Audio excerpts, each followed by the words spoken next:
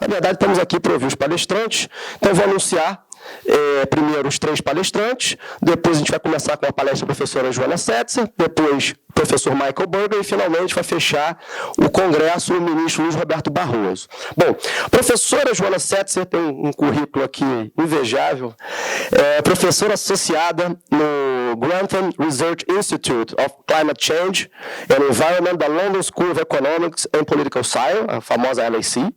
Ela é pós-doutora e doutorada na LSE também, é mestre em Política Ambiental pela LSE, mestre em Ciência Ambiental pela Universidade de São Paulo, especialista em Gestão Ambiental pela Universidade Estadual de Campinas e graduado em Direito pela Pontifícia Universidade Católica de São Paulo.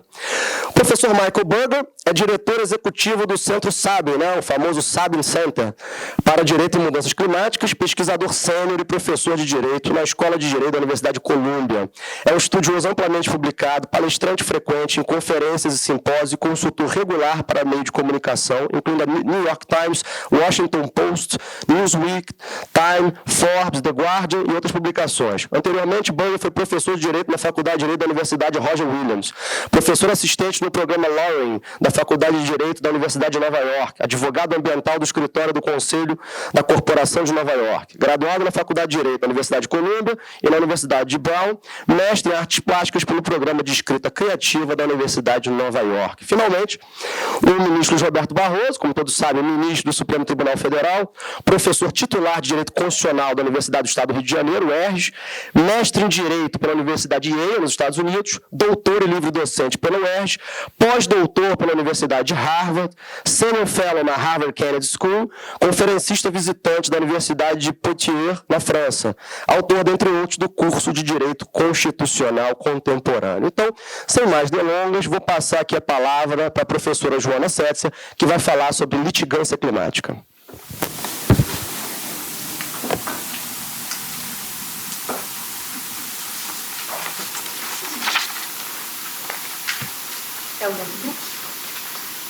Acho que eu vou pegar o teu microfone, que eu sei que funciona.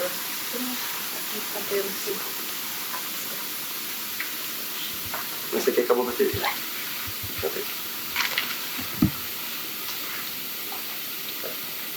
Obrigada. Muito obrigada, Rafael, pela introdução e especialmente pelo convite à PGE. Realmente um prazer, uma honra estar aqui. Como o Rafael comentou, hoje eu sou baseada em Londres, há 12 anos eu moro lá, e ter essa oportunidade de voltar para o Brasil para compartilhar o meu trabalho, a pesquisa, esses anos todos de trabalho lá é excelente. É algo que eu gostaria de fazer mais. Eu acho que a gente tem essa obrigação, quando sai do país e é alimentado, né, com tanta informação e qualidade de conhecimento, voltar e trazer um pouco de volta. Então, eu tô um pouco nessa missão nos últimos anos de retribuir e tentar compartilhar o que eu aprendi nesses últimos anos lá. Então, obrigada por proporcionar essa oportunidade e estar aqui hoje.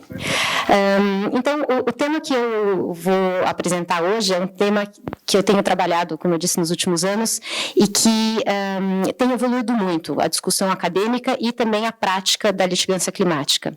E eu imagino que vocês na sala, entre procuradores e advogados e alguns acadêmicos também, tenham muito a contribuir, porque o Brasil ainda tem uma discussão incipiente desse tema, mas tem muito potencial para continuar. Então, se eu posso dizer o que eu gostaria com essa fala também, além de compartilhar o que está acontecendo, eu gostaria muito de inspirar vocês a continuarem a pensar nesse assunto no Brasil. Então, bom, o título da minha palestra é Litígios Climáticos, Possibilidades Estratégicas na Luta da Mudança do Clima. A ideia é que, como o Rafael estava falando, a luta contra as mudanças climáticas é uma luta muito complicada. Será que esse não funciona? Tem desafios enormes. E cada pessoa, cada ator, cada setor entra nessa luta com as suas próprias ferramentas. E nós, operadores do direito, temos essa entrada, os instrumentos jurídicos, que intervenções legais que são possíveis para tratar desse problema. Então, eu falo isso mais no sentido de que a gente não acha que isso é tudo. Lei, processo, não é a solução do problema, é uma partezinha pequena de um problema enorme que cada um contribui de alguma maneira. Então, introduzindo vocês uma das muitas ferramentas de tratar da governança, mas que, a partir de um determinado momento, nos últimos anos, passa a ser considerada uma ferramenta. Então, vamos lá. Qual é o contexto em que surge a litigância? Eu acho que eu estou com um problema com todas as baterias aqui. Vamos ver se eu... não, esse é só para ligar. Pronto. O contexto é, de novo, o que o Rafael estava falando, né?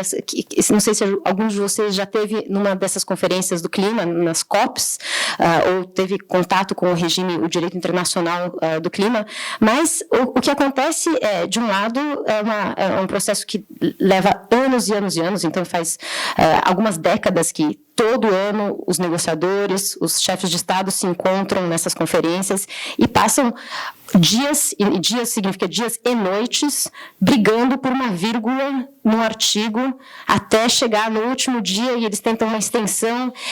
É uma loucura o passo dessas negociações. Claro, tiveram muitas derrotas, né, você presenciou alguma delas, acho que a mais deprimente de todas foi Copenhague, que tinha uma expectativa grande e também não deu em nada, mas algumas, eventualmente, eles conseguem chegar a algum acordo, e foi o caso do Acordo de Paris. Então, se você pensar, bom, então tá, ótimo, a gente precisa de coordenação global, internacional, o direito internacional precisa mandar a mensagem que depois todos os outros países vão adotar.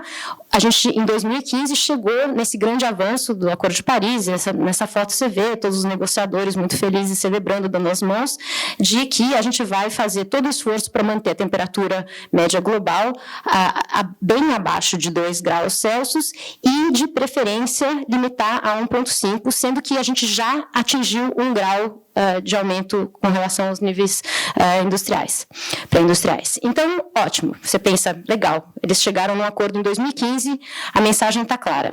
E, no nível nacional, a gente vê que tem alguma evolução, no sentido de que, hoje, todos os países do mundo têm, pelo menos, uma lei ou uma política de mudança climática.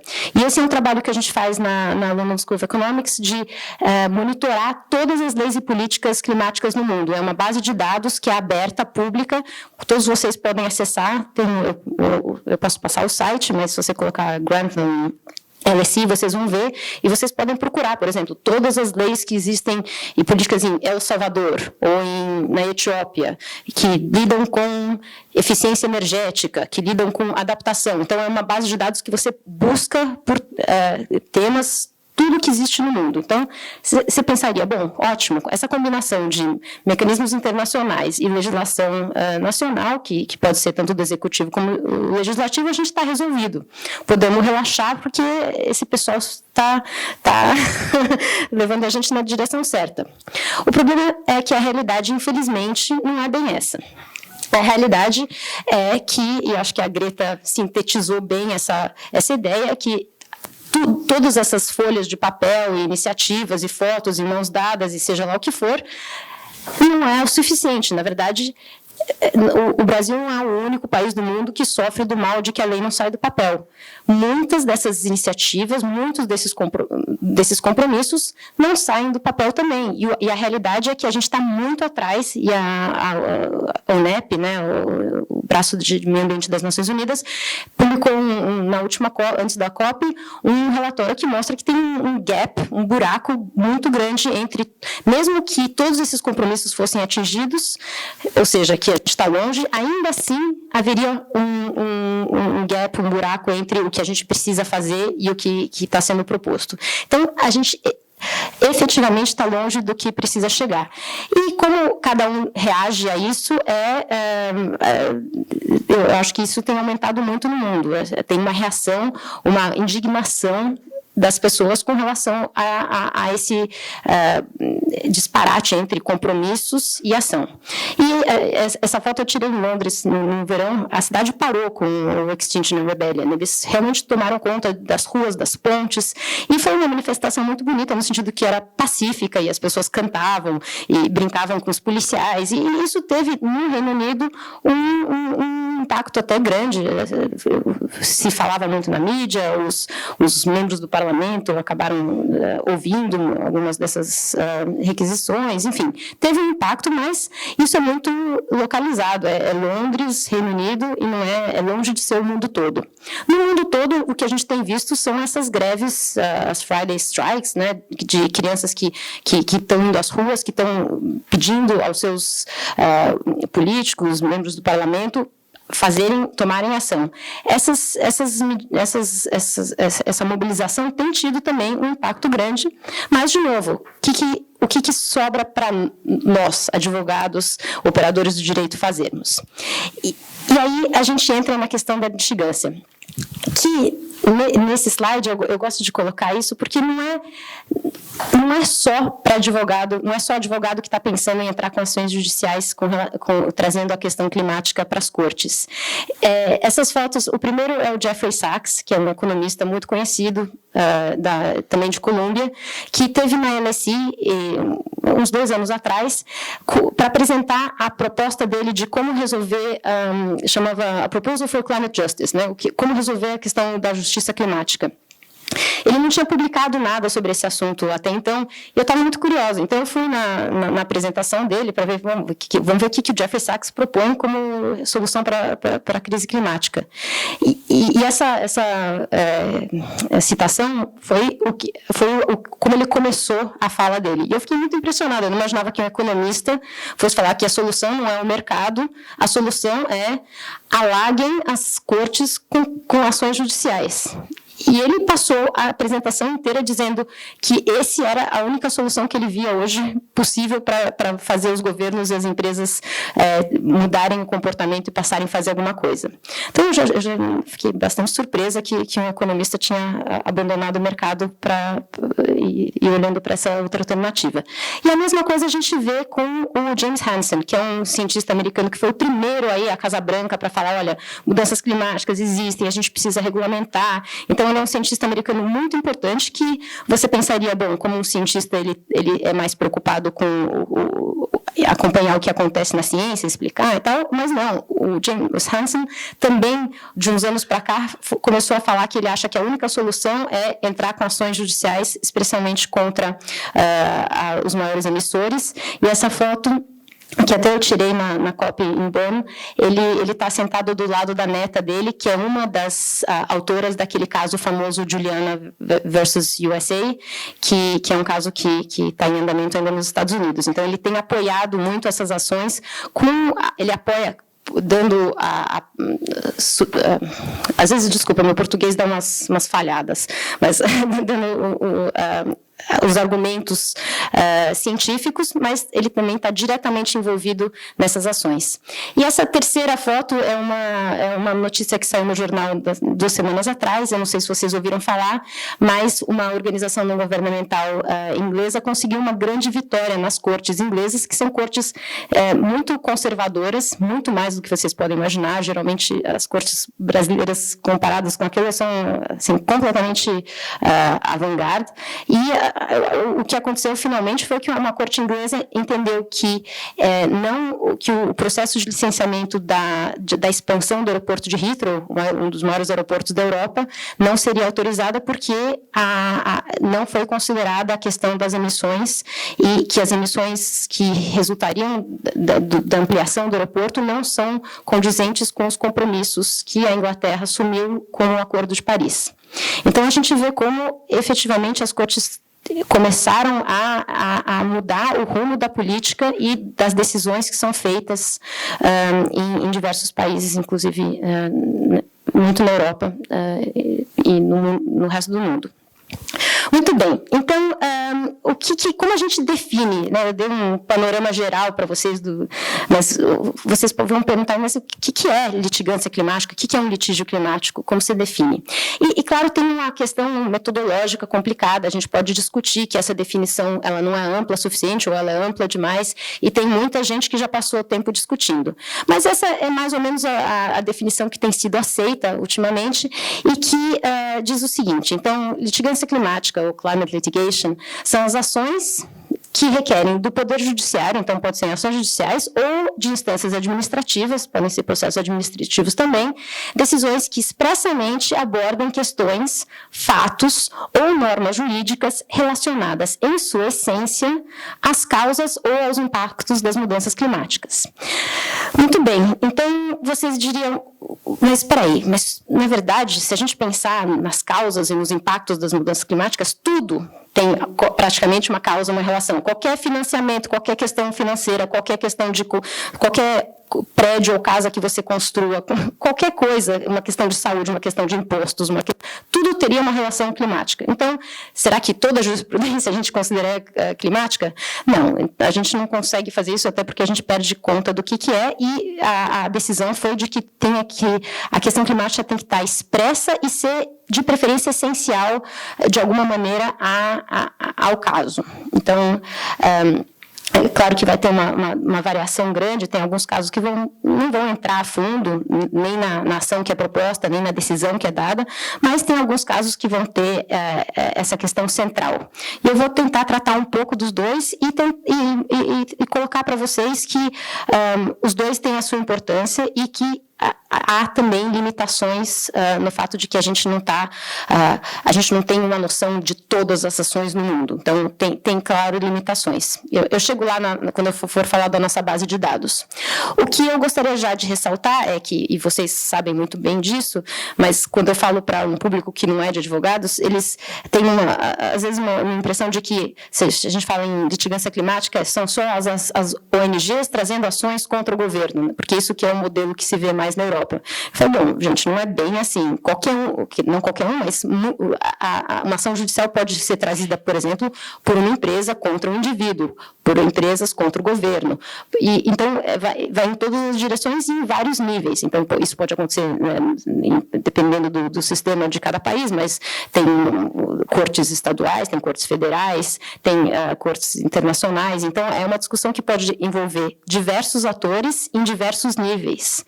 E que no Brasil ainda tem um ator a mais, que é um ator importantíssimo, que não existe em praticamente nenhum outro lugar do mundo, que é o Ministério Público, que no Brasil é a figura central no que se refere à litigância ambiental. Nos outros países se espera muito mais das organizações não governamentais, que elas entrem com essas ações para proteger o meio ambiente.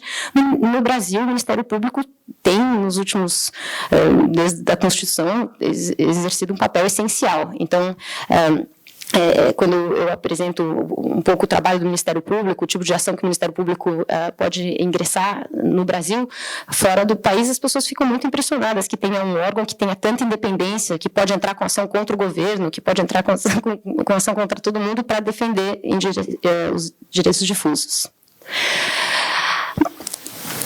Então, como a gente vê a importância dessas ações, né? Eu acho que nesse sentido, uma ação, especialmente essas ações de cunho estratégico, elas vão muito além do que é só uma ação numa jurisdição. O que a gente vê nesses casos, e eu vou distinguir entre estratégica e ações estratégicas e de rotina, mas pensando um pouco, acho que até de maneira geral, a gente vê que muitas dessas ações têm sido utilizadas como mecanismo para executar medidas do executivo e cobrar o legislativo. Isso principalmente na Europa. E aí os dois outros pontos eu acho muito interessantes de observar. Primeiro é que essas ações têm sido utilizadas para solidificar e traduzir a ciência. A ciência que, durante muitos anos, foi um pouco propriedade dos cientistas, que era algo que o resto da população falava, é um assunto meio complicado, tal, né? O IPCC sabe muito disso, mas até que ponto a gente consegue entender, a gente consegue traduzir. Essas ações judiciais têm tido um papel de traduzir e simplificar, não no sentido de fazer simplório, mas de simplificar numa linguagem acessível que o juiz consiga entender e que o público em geral consegue entender.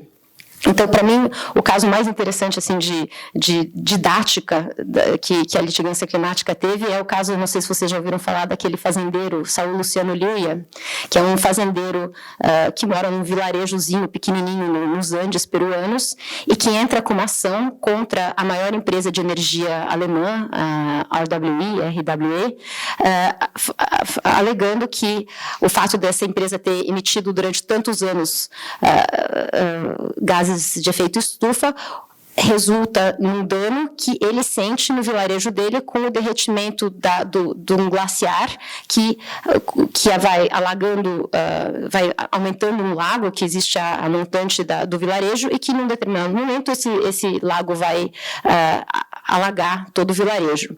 Então, né, se você pensar em termos de ciência e de como esse caso ele traduz exatamente a ideia de que as emissões são geradas no mundo todo e que as pessoas que vão sentir não são necessariamente aquelas que causaram, que elas vão sentir eventualmente longe da onde a fonte, de onde você identifica a fonte, e que muitas vezes quem vai sofrer mais é quem tem menos condições de se proteger. Então, esse caso é um desses, que o caso vem, eles estão nesse momento no estágio probatório e tiveram que contratar uma série de cientistas para exatamente estabelecer todas essas conexões, e isso tem acontecido em diversos casos. Então, é um ponto muito interessante também, porque a partir do momento que isso é reconhecido por um juiz, existe a ideia de que você não vai mais questionar em juízo. E se você pensar em todos os últimos casos, no caso Urgenda, nos casos contra as empresas de petróleo e gás, nenhuma das empresas ou governos questionaram a ciência. A ciência hoje, eu sei que no Brasil tem gente que acredita que a Terra é achatada e que não tem mudanças climáticas, mas não só no Brasil, mas inclusive nos Estados Unidos, em que tem gente que acredita nessas coisas também, o juiz, nessas ações, e mesmo em ações que o pedido foi rejeitado, o juiz e as empresas concordaram que as mudanças climáticas existem, que elas são causadas pelas atividades humanas, que aquelas empresas emitem os poluentes que vão dar origem ao problema. Então, tudo isso consta dos autos e todo mundo concorda. O que eles não concordam é duas coisas. Primeiro, no caso das empresas, por que eu que tenho que responder, por que eu tenho que pagar, e não todo mundo. E a segunda coisa, que é onde sempre esbarra nos Estados Unidos, é que eles falam, bom, tudo bem, a gente concorda com tudo isso, mas essa é uma questão que tem que ser resolvida pelo executivo e não pelo judiciário. Então, eles trazem essa political question, que é basicamente a separação dos poderes, que eles acreditam que não cabe ao judiciário lidar com essa questão. Mas, no processo, governo, empresas, todo mundo concorda com a ciência. Então, eu acho que esse foi uma grande vitória já desses processos de solidificar a ciência para os juízes, nos autos e para a sociedade em geral. E depois, relacionado a isso, o quanto que essas ações acabam promovendo um debate da questão climática. Então, com as comunidades que acabam, ou com os grupos que acabam entrando com essas ações, com a cobertura que a mídia tem dado, é um assunto que a mídia tem mostrado muito interesse. Desde que eu comecei a trabalhar nesse assunto, é raro passar uma semana que algum jornalista não me escreve, não me liga, quer entrevista e tal, porque é um assunto que as pessoas... É mais interessante saber o que está acontecendo numa briga judicial do que o que está acontecendo no IPCC, o que é o último relatório, o que é o último artigo. As pessoas não têm, o público em geral não tem tanto interesse. Acho que a novela das cortes atrai mais a audiência do que o que acontece, por exemplo, no Senado. Então, é um assunto que tem trazido grande mobilização e esse é um interesse explícito daqueles que trazem ações. Então, como eu vinha dizendo, a gente tem, às vezes, uma tendência, os jornalistas, claro, eles só querem saber de agenda, dos grandes casos, porque eles são, né, interessantes, imagina, o fazendeiro contra a Alemanha. Mas a verdade é que, se você olhar o conjunto do que é litigância climática, é muito mais do que essas grandes ações. Essas ações que chegam na mídia são umas 40 ações que a gente pode falar que são realmente assim, mais picantes. O resto é muito mais caso de rotina. Tem um paper de uma colega nossa que escreveu ela chama esses casos de sexy e unsexy, né? O Guilherme conhece a Kim Bauer e... Desculpa, eu não quis te botar no só porque você está andando, mas a ideia de que tem casos que são mais ou menos... chamam mais atenção e que a gente não pode esquecer de todos aqueles que não são muito sexy, mas que têm um impacto. Então, por exemplo, se você olhar o conjunto do que a gente conhece hoje como litigância climática, tem centenas de casos que são pessoas, indivíduos, entrando com ações em processos de licenciamento dessas turbinas eólicas que na Europa tem demais, né? Enfim, na Alemanha, na Noruega, na Dinamarca, na Inglaterra, tem muitas dessas turbinas e as pessoas não querem uma dessas perto de casa. Não é bonito ver aquele negócio rodando, então eles entram com uma ação tipo dessas NIMBYs, né, que a gente chama, que você não quer perto no seu quintal, e aí a gente também tem que considerar qual que é o impacto da soma dessas ações num contexto em que os governos estão tentando promover esse tipo de alternativa para exatamente reduzir as emissões, para oferecer alternativas energéticas que vão reduzir o consumo de carvão e petróleo. Então, é um lembrete que a gente não pense só nos grandes casos estratégicos e que isso há uma necessidade de entender em que direção que esses outros casos todos levam e atrapalham, inclusive, a implementação de algumas políticas.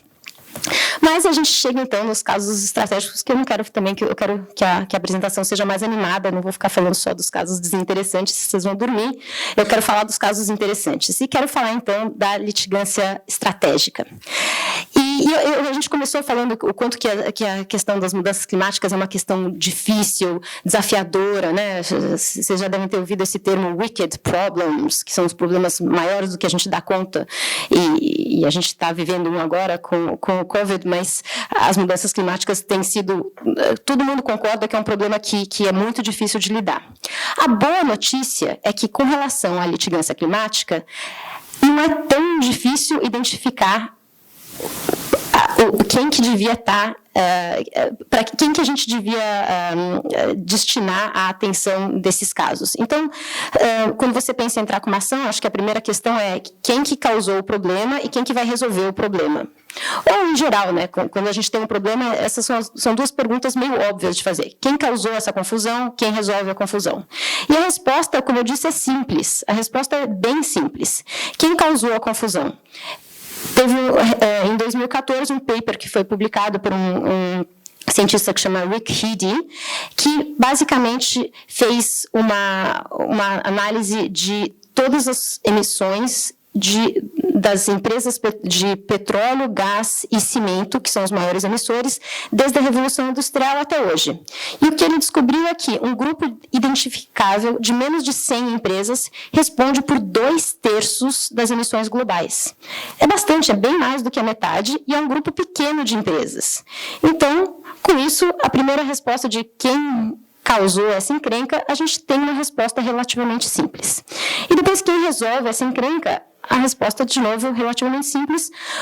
Os governos têm um papel importantíssimo, porque quem manda os sinais de onde a gente quer chegar e como a gente chega, geralmente a gente precisa de algum tipo de regulamentação. Claro que o setor privado pode fazer muito, mas uma lei que passa pelo Senado, pela Câmara, e que determina uma meta de redução, que determina medidas, que determina subsídios, todas essas medidas são essenciais. Então, pronto, a gente tem aí muito facilmente quem que são os objetos desses litígios estratégicos. E agora eu vou mostrar para vocês como tem sido a evolução desses litígios estratégicos com relação a esses dois grupos nos últimos anos. Desculpa, antes de falar disso, eu queria só fazer um parênteses naquela linha de que a ação vem de tudo que é lado, para falar dos Estados Unidos. Os Estados Unidos são o país que tem o maior número de casos no mundo. A base de dados do Sabin Center, que o Mike Berger vai falar mais a respeito, tem 1.500 casos de litígios climáticos registrados. Uma análise desses casos mostra algumas coisas interessantes. Primeiro, esse primeiro paper que eu menciono aqui, da Sandra McCormack, olhou todos os casos entre 1990 e 2016 e viu que o resultado dessas ações é um resultado que leva a um enfraquecimento de políticas de proteção climática e não de fortalecimento. Ou seja, para a gente lembrar que, claro, depende de qual o objetivo da ação e qual foi a decisão, mas a soma das duas coisas, o resultado é que tem enfraquecido a proteção climática até 2016. Aparentemente, isso vai mudar, porque desde que o Trump entrou e começou a praticamente toda semana desregulamentar alguma coisa, a reação nos Estados Unidos tem sido cada ato de desregulamentação, cada ato de enfraquecimento da legislação ambiental, alguém entra com uma ação contra ele. E, então, isso já mostra que, nesses 2 primeiros anos do governo Trump, a gente vê muito mais casos buscando avançar a proteção climática do que enfraquecer. E, claro, muitos ainda em andamento, mas também talvez a gente vá ver um resultado que seja diferente do que a gente costumava ver. Muito bem, fecho parênteses. Eu vou falar para vocês sobre o que a gente conhece como o conjunto dos casos. Esse é um trabalho que eu faço na LSI, que é uma compilação de todos os casos de litigância climática no mundo. A gente, claro, não é compreensivo, não existe essa palavra, comprehensive. Compreensível existe. Não é compreensível, então não são todos os casos do mundo, eu não garanto para vocês, mas tem uma bela amostra do que está acontecendo na litigância no mundo. Então, nos Estados Unidos, 1.500 casos identificados pelo Sabin Center. No resto do mundo, 30 países e hoje praticamente 400 casos que a gente identificou.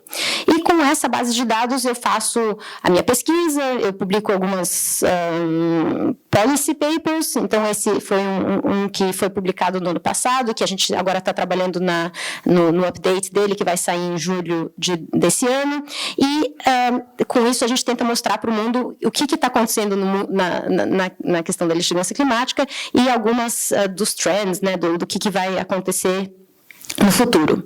Então, mostra que, por exemplo, a maior parte dos casos são esses casos que lidam com direito administrativo, questão de licenciamento, e que a maior parte dos casos são ou indivíduos, ou organizações governamentais, ou empresas contra o governo. Então, o governo é o principal réu dessas ações.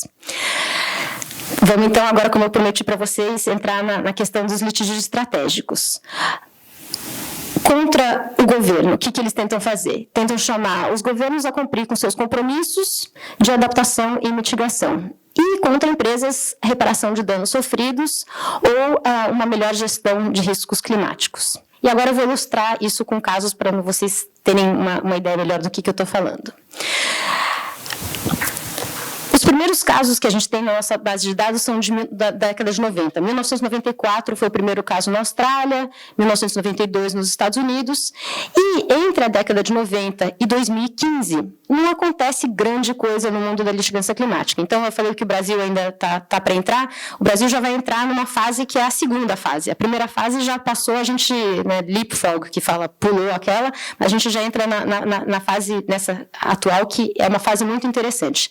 A primeira fase, que é principalmente concentrada nos Estados Unidos, ela fica muito nessa discussão de será que a gente consegue que a EPA, né, a Agência Ambiental Americana, regule emissões emissões de gases de efeito estufa. Então, tem uma grande decisão em 2007, que é essa Massachusetts versus US, que consegue o reconhecimento que a agência EPA vá regulamentar emissões. E depois disso, um monte de ações de gente falando, não tem nada que a EPA fazer isso. Então, é uma jurisprudência muito dividida entre quem quer que ela faça alguma coisa e quem não quer. Não muito interessante, até que a gente chega em 2015, e o mundo da litigância climática muda. 2015 não faz muito tempo, faz 5 anos, realmente virou a mesa, e a gente tem o desenvolvimento de uma jurisprudência incrível de novas ideias, novas doutrinas, novos princípios e decisões que realmente viram algumas cortes de cabeça para baixo. A primeira e mais importante, que talvez você já tenha ouvido falar, é esse caso que chama Urgenda, que é um caso que foi trazido por uma ONG holandesa e 900 cidadãos. Então, eles assinaram uma petição, e Urgenda, para quem não sabe, é a junção de Urgent Agenda. Então, essa é a história do nome. Mas, enfim, o que importa é que, pela primeira vez na história, obteve-se de uma corte uma decisão dizendo que um governo não estava fazendo o suficiente e que devia fazer mais. Eu adoraria entrar em detalhes desse caso. Se vocês tiverem perguntas depois, eu ficaria muito feliz em esclarecer, mas tem diversos aspectos interessantíssimos de como a argumentação de direitos humanos foi utilizada, de como o principal argumento do governo de que a Holanda, apesar de ter uma emissão per capita muito alta, respondia por uma gotinha no oceano de emissões, então que não devia fazer grandes coisas, e a Corte de Primeira Instância, a Corte de Apelação, e em 20 de dezembro agora de 2019, a Suprema Corte da Holanda reconheceu que a primeira decisão estava correta, que os autores tinham, sim, o direito de pedir que o governo faça mais, e estabeleceu uma meta obrigatória que o governo vai ter que atingir. Para não desrespeitar a separação dos poderes, o que se fez foi que os juízes da Suprema Corte disseram: a gente não vai dizer o que vocês precisam fazer, governo, mas vocês vão ter que fazer mais. E essa foi uma grande, grande vitória que já se espalhou, a ideia, a estratégia de trazer um caso como esse, já se espalhou pelo mundo todo, e a gente vê na Irlanda. Hoje foi proposta uma ação na Coreia do Sul que segue exatamente os mesmos modelos do caso Urgenda. Então, virou um franchising assim, de litigância contra o governo, pedindo mais ambição, mais ação. Não é muito diferente, mas, claro, adaptado para o contexto americano, desse caso Juliana, que eu mencionei com a neta do James Hansen, que nos Estados Unidos é conhecida como Public Trust Doctrine, para exigir que o governo passe a regulamentar as companhias que respondem pela maior parte das emissões. Esse caso ainda está em andamento. Recentemente, agora em janeiro, houve uma decisão que rejeitou a ação, mas os autores já informaram que vão apelar.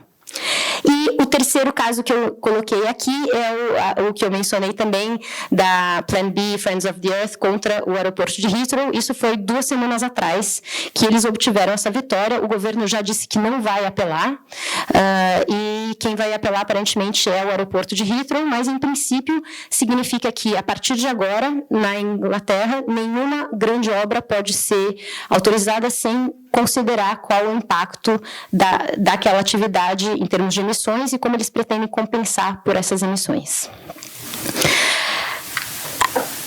Ainda nessa segunda fase de ações contra o governo, eu gostaria de enfatizar a importância que tem tido a argumentação de direitos humanos.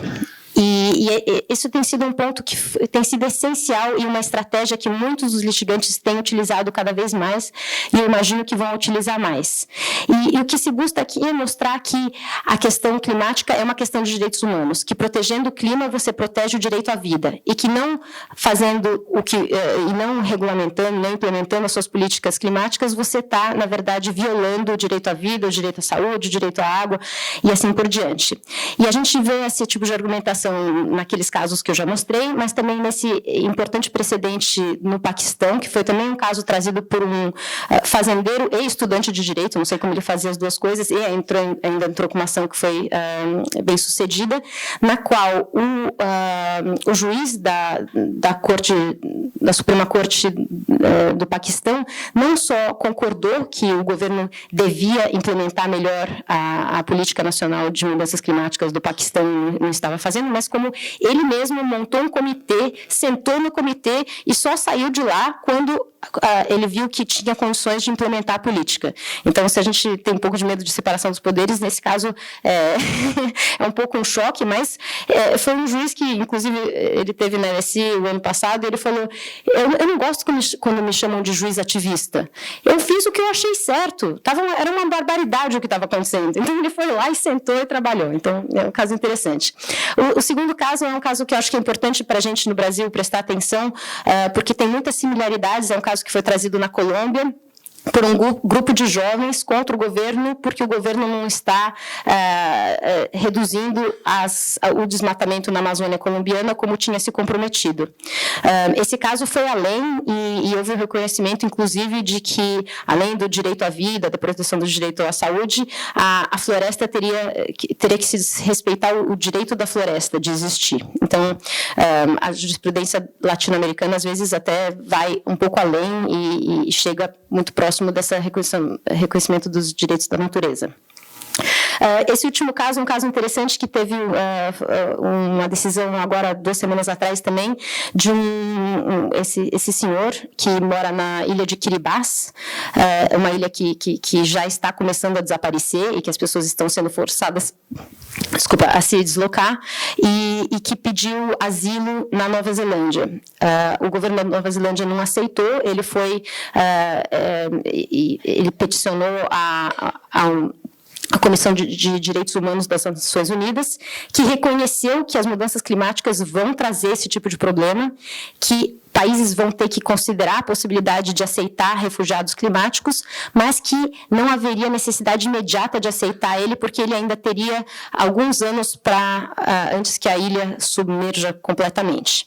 Mas é um precedente interessante. Finalizando essa discussão de direitos humanos e clima, eu acho que vale a pena enfatizar o fato de que essas decisões têm tido um papel importante em juntar áreas que eram desconectadas. Então, até pouco tempo no direito internacional você tinha direitos humanos, direito ambiental e direito do clima. E um não conversava muito com o outro. E o que a gente começa a ver nos últimos anos é que questões ambientais passam a ser incorporadas no regime internacional de direitos humanos, que os direitos humanos passam a ser incorporados no regime do clima. Então, por exemplo, o Acordo de Paris é o primeiro de todos os acordos climáticos que traz explicitamente a questão dos direitos humanos.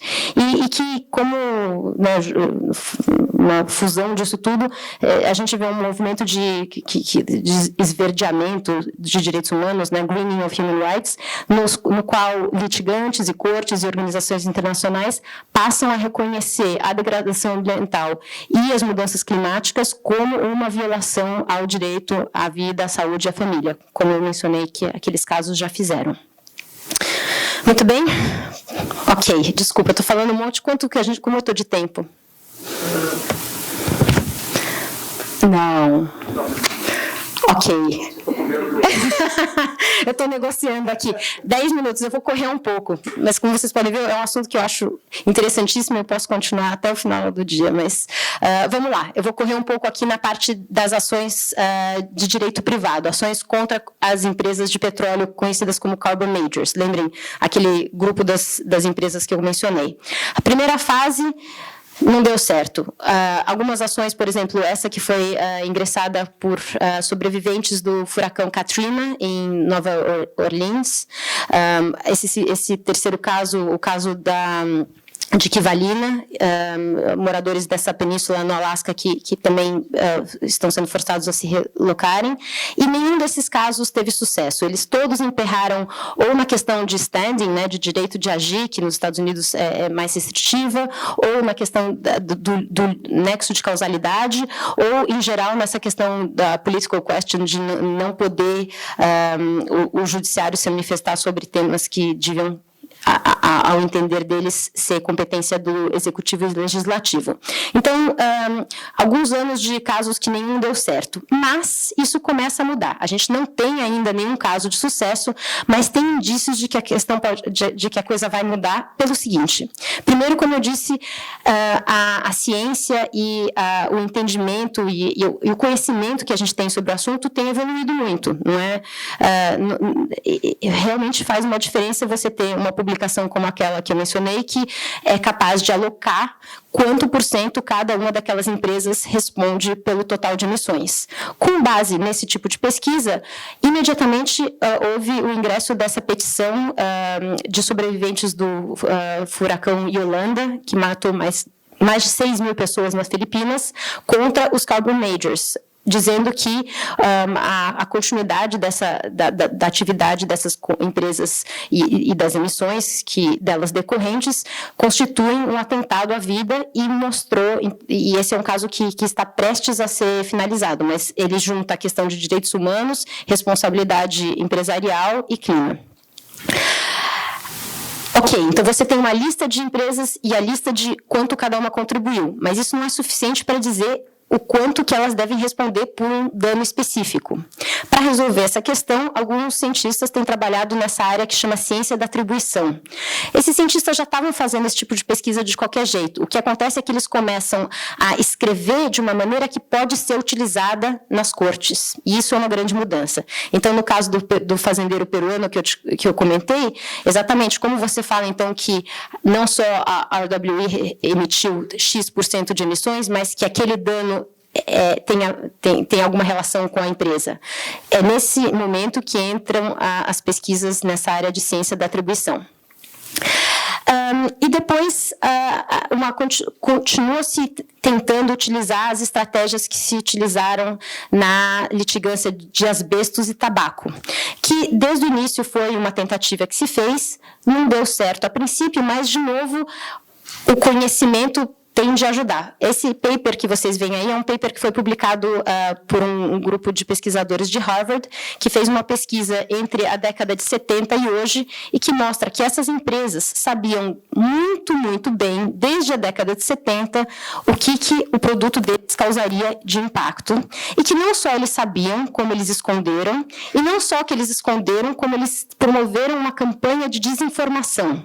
Uma campanha de desinformação que constituía pagar cientistas para questionar e falar, mas a gente não tem certeza se mudanças climáticas são causadas por atividade humana, e que nos Estados Unidos teve um impacto grande. Então, durante muito tempo, ficou essa briga de discutir a ciência, que foi completamente contraprodutiva para resolver o problema.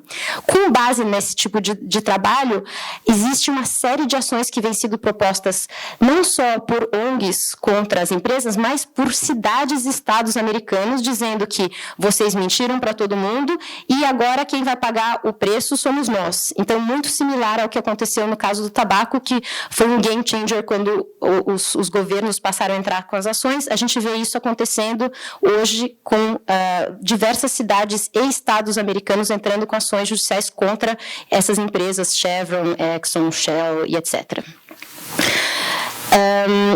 Agora, só fechando essa parte das ações contra empresas, tem algumas ideias interessantes e inovadoras que, na verdade, se utilizam de instrumentos jurídicos que existem há muito tempo. Então, você não precisa de nenhuma lei climática, nenhuma nova teoria para entrar com esse tipo de ação. E eu gostaria de mencionar, então, essa primeira foto é o Mark Carney, que é o diretor do Banco Central inglês, quando, em 2015, falou para um grupo de investidores que riscos climáticos são riscos importantíssimos que todos os investidores vão ter que ter em consideração. Então, isso foi um wake-up call, acordem. Depois, essa ação que foi proposta pelo Estado de Nova York contra a Exxon, e tem uma similar de Massachusetts contra a Exxon, naquela linha da campanha de desinformação e de que as empresas não têm disponibilizado informações corretas para os seus investidores e para o público em geral. E a terceira é um caso que, na verdade, não é uma ação judicial, é um complaint, uma petição que foi apresentada recentemente, 2 meses atrás, por uma ONG inglesa chamada Client Earth, na e que fala que essas propagandas, essa é uma propaganda que estava em Londres, em todo canto, no metrô, que mostra, sabe, o quanto que essas empresas estão preocupadas em mudar para energias renováveis, etc., que, na verdade, eles investem menos de 2% nessas energias. Então, que colocar esse monte de propaganda por aí falando que você é uma empresa verde é greenwashing, é uma campanha, também é propaganda enganosa.